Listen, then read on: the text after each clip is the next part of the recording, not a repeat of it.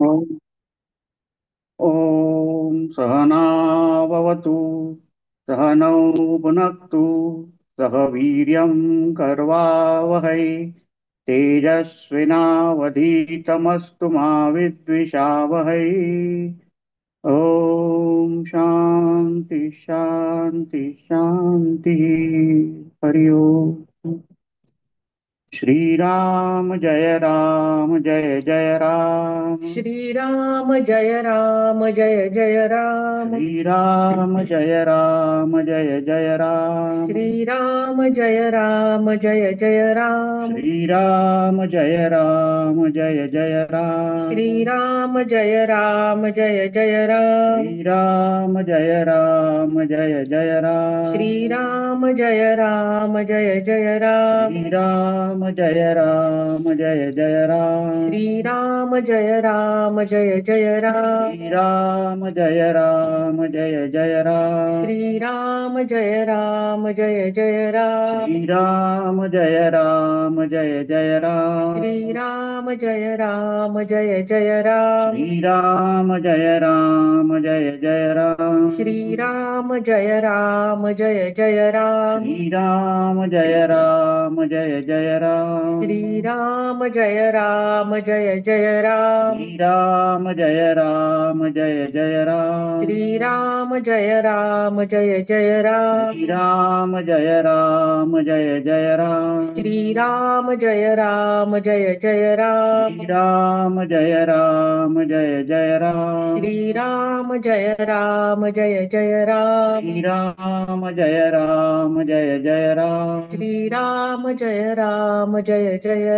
Shriram Jai Ram Jai Jai Ram. Shriram Jai Ram. Shriram Jai Ram Jai Jai Ram. Shriram Jai Ram. Shriram Jai Ram Jai Jai Ram. Shriram Jai Ram.